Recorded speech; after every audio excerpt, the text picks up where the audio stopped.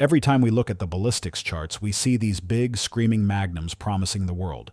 They promise flat trajectories out to the horizon and enough energy to knock over a freight train. Going into 2025, the industry was betting heavy on those high-velocity heavy hitters. But something interesting happened when the rubber met the road. Instead of the Magnums taking the throne, the old, reliable .308 Winchester stepped up and dominated the landscape. It wasn't because of a flashy marketing campaign or a new miracle bullet. It happened at the gun counter, in the woods, and at the local range. Regular hunters started realizing that more isn't always better when you're trying to put meat in the freezer. I'm here to break down exactly how the .308 outpaced every Magnum this year. We're looking at why this round has become the gold standard for hunters who actually value their time and their wallets. The Magnum Exodus. Why we're moving back to basics. When you look at the reality of hunting in 2025, the obsession with Magnum cartridges starts to lose its luster. Most of us are looking at whitetail, hogs, black bear, or maybe a bucket list elk. And let's be real, the vast majority of those animals are taken inside of 300 to 400 yards. At those distances, a .308 with a quality projectile is going to get the job done every single time. No joke. It's a clean, efficient killer. Then you have to look at the logistics. A standard box of .308 soft points or bonded hunting loads is significantly more affordable than a box of 300 Win Mag or 7mm Rem Mag. That price gap matters. It's the difference between practicing every weekend or just crossing your fingers when the season starts. I'm seeing a consistent pattern out here. Hunters want a round they can find at a small-town hardware store or a mom-and-pop gun shop in the middle of nowhere. The .308 is always there. It's on the shelf in every flavor imaginable. 150 grain, 165 grain, 168 grain, 180 grain. Try finding that kind of variety for a boutique Magnum when the shelves have been picked clean 2 days before the opener. That scarcity is driving people back to the calibers they know they can actually feed. The ammo gap. Availability is the ultimate spec. On the logistics side of things, I've stopped arguing about ballistic coefficients on the internet and started looking at shelf space. Walk into any big box retailer or your local dealer, and you'll see the .308 has more facings than almost anything else. The pricing tells the story. Common hunting loads from Federal, Hornady, Winchester, and Remington are sitting in a much more digestible price bracket. Compare that to the Magnum Tax you pay for 300 Win Mag. You're looking at double the cost per trigger pull for a comparable bonded bullet. But it's not just about the dollars and cents. It's about the supply chain. Because the .308 is a 7.62 NATO cartridge, it has massive military and commercial production backing it up. Factories keep those machines running 24/7. Even when the premium hunting stuff dries up, you can almost always find usable match or surplus ammo to keep your skills sharp. That availability changes how a hunter behaves. If I know I can find a box of ammo anywhere, I'm going to spend more time at the range confirming my zero and working on my positions. Hunters with Magnums tend to baby their ammo because it's expensive and hard to find. They shoot less, they train less, and then they wonder why they missed that once-in-a-lifetime bull elk. That is a bad bet to make. Physics and psychology. Recoil and the accuracy equation. Let's talk about something your shoulder already knows. A typical .308 hunting rifle, weighing in around 8 pounds, is going to give you about 15 to 18 foot-pounds of recoil. That's a working recoil. Now take that same weight rifle in 300 Win Mag with a 180 grain bullet.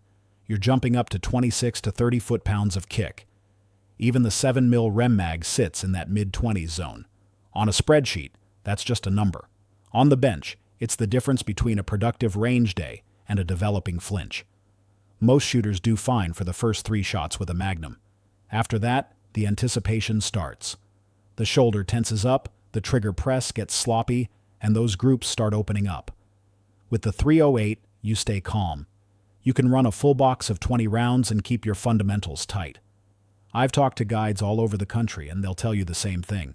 They would much rather see a hunter show up with a .308 they can shoot accurately than a massive Magnum they're afraid of. Plus, think about follow-up shots.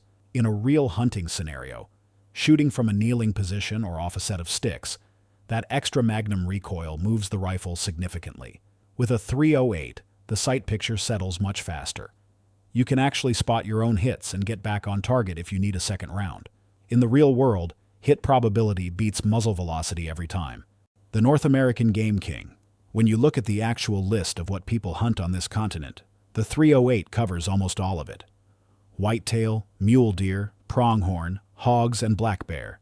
They all fall right into the sweet spot of this cartridge.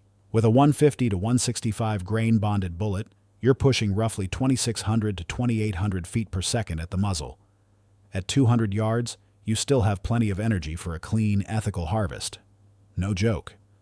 When it comes to elk, you just have to be honest with yourself. A 308 is a hammer on elk as long as you keep your distances disciplined. If you stay inside that 300-yard window and use a premium projectile, something like a partition, an AccuBond, or a solid copper hunting load, it's going to drive deep and do the work. Modern bullet technology has really stretched what this caliber can do. Controlled expansion and monometal bullets keep their weight and penetrate deep, even when the velocity starts to drop off at range. It has turned the 308 into a true one-rifle solution for the guy who hunts deer at home and takes one trip out west every few years. The industry has chosen short-action dominance. If you look at the new rifle catalogs for 2025, the 308 is front and center.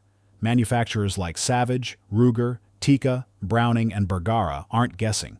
They're following the data. And the data says the 308 sells. The short-action advantage is a huge part of this.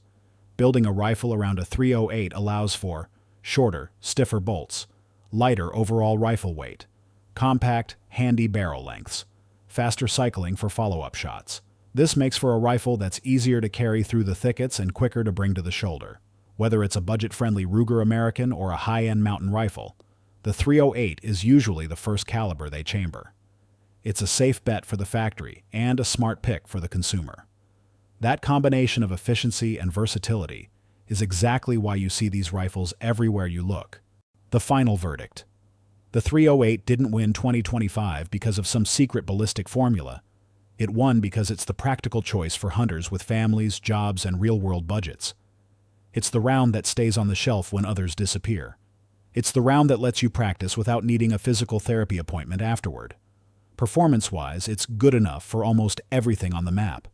Inside 300 yards, it's a surgical tool for deer and a reliable heavy hitter for elk. The low recoil leads to better practice, which leads to better hits, which leads to more meat in the freezer. When a cartridge is this easy to buy, this easy to shoot, and this effective on game, it isn't going anywhere. The 308 is the king of the woods for a reason. Straight up. If you found this breakdown helpful, do me a favor and hit that like button. Subscribe to the channel and ring that bell so you don't miss the next deep dive. Drop a comment below and let me know. Are you sticking with your Magnum, or have you made the switch back to the 308? I'll see you at the range.